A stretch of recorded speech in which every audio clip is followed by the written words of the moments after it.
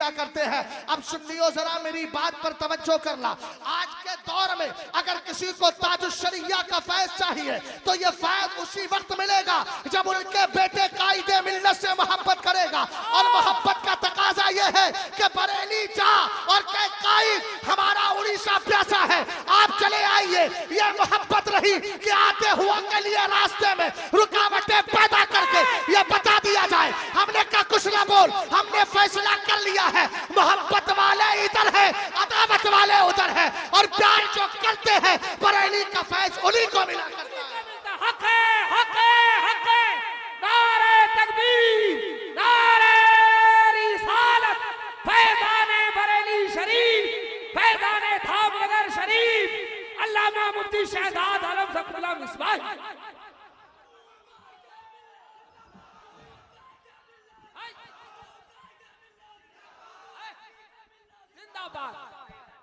जिंदाबाद, बिल्कुल सच्ची बात। जो करना है कर ले, ये तो हमारे आकाओं की तरफ से थोड़ी सी करम नवाजियां हैं, वरना तेरी क्या ताकत है कि रोक सके। अबे जब सऊदी हुकूमत ने रोका, मदीने वाले की जब करम नवाजी हुई तो दोबारा सरकार ताजुश्शरिया गए और कहने लगे जहां बानी अता कर दे। जो सरकार की बारगाह में अर्ज की थी, याद रख जब उधर से ऑर्डर मिल जाएगा तो उड़ीसा का कोई भी कोना मेरे कायद के से खाली नहीं रहेगा। हम तो कहते हैं कि हमारे बुजुर्गों की तरफ से ही इशारा नहीं, जो कुछ हुआ सब अच्छा है, मगर याद रखना फैजाने ताजुश्शरिया का दम भरने वालों, उनके बेटे से चिढ़ने वालों, अगर बेटा उनकी रविश से अलग होता तो शहजाद तायीद ना करता, ना उलमा तायीद करते, लेकिन वो सच्चा कायद है अल्हम्दुलिल्लाह रब्बिल आलमीन। और याद रखो वो जाहिल कायद रही है, पढ़ा लिखा कायद है। ताजुश्शरिया ने अपना जानशी जो अता किया है, हमें पढ़ा लिखा जानशी दिया है। लोग कहते हैं आलिम नहीं, कोई कुछ कहता है, मैंने कहा मुंह बजाता रहे जैसे बजाना है। अगर तुझे जहानत देखना है तो मुझसे नहीं, अल्लामा शकील साहब से मालूम कर ले। अगर इल्मी वकार देखना है मुझसे नहीं, हजरत से मालूम कर ले। बहुत सारे मसाइल है, मैं तो चूंकि इधर उधर घूमता ही रहता हूँ, लेकिन हजरत का मामला मुसलसल जाते भी है और मुसलसल हाजिरी भी होती है। मैं भी फैज हासिल करता हूँ, ये भी करते हैं।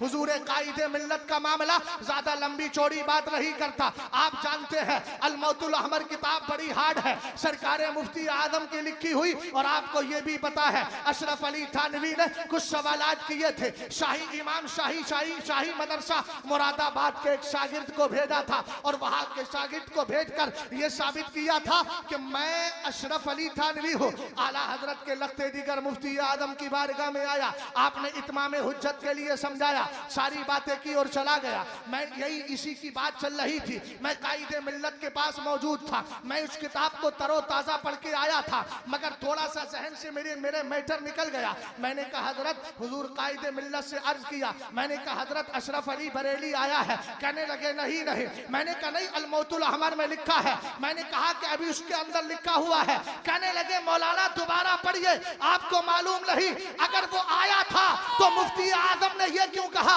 अशरफ अली ज़ाहिरी, अशरफ अली बातिनी, बातिनी से इशारा उधर किया था और ज़ाहिरी से इशारा इधर किया था। जब मैंने किताब को पलटकर दोबारा देखा तो जो बात कायद कह रहा था वही सही लिखी। मैंने फोटो खींचा, फोटो खींच करके उसी हिस्से का और कायदे मिल्लत को भेज दिया और नीचे लिखा हजरत जो आप कह रहे थे अल्हम्दुलिल्लाह वही बात सही है।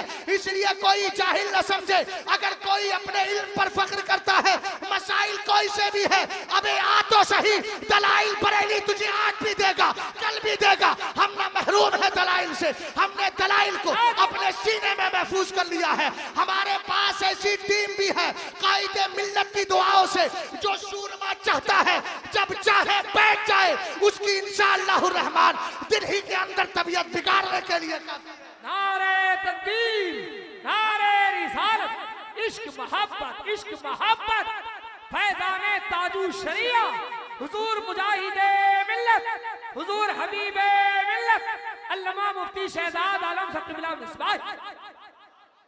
तवज्जो है, हुजूर कायदे मिल्लत का अगर इल्मी वकारी देखना है, भाई मैं तो कुछ नहीं कहता, मैं अपनी आंखें बंद किए हुए हूं बरेली पर। मुझे मेरे माँ बाप ने मोहब्बत से यही सिखाया है कि बरेली से प्यार करना है।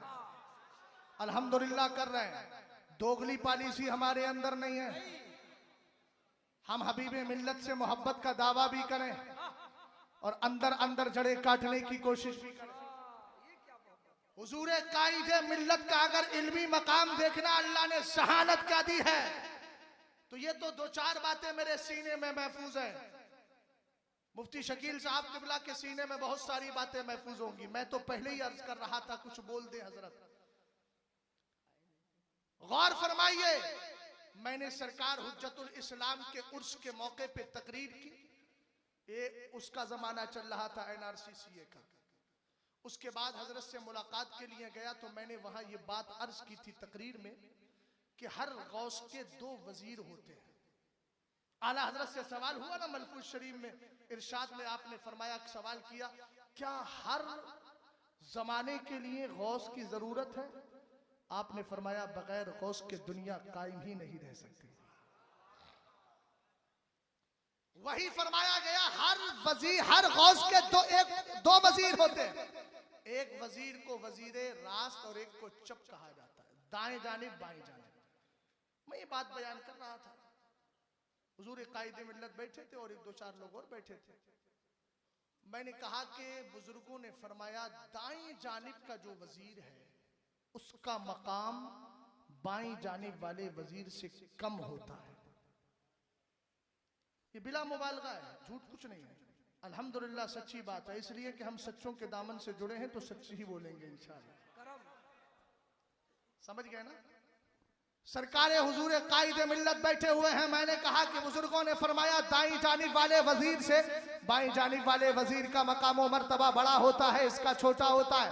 अब जब मैंने इतना किया तो बैठने वालों में एक ने सवाल किया, मौलाना, हालांकि वो आलिम नहीं थे, सवाल किया उन्होंने, कहने लगे, हमने तो सुना है दाएं हाथ को बाएं हाथ पर फजीलत है, और ये भी सुना है कि दाईं जानिब से काम शुरू करो, दाएं को बाएं पर फजीलत होती है, लेकिन यहाँ आप कह रहे हैं बाएं वाले वजीर को दाएं वाले पर फजीलत हुआ करती है। बिला मुबालगा, बिला दरोग कोई मेरी जबान पर कोई जवाब नहीं आया। मैं खामोश था, चूंकि जवाब मुझे पता नहीं था। हुजूर कायदे मिल्लत, आप अल्लाह का फजल देखिएगा उन पे, फौरन कहने लगे, मौलाना कहते क्यों नहीं, अल्लाह ने दिल को बाईं जानिब रखा है और वो दिल के करीब होता है, इसलिए अफजल है।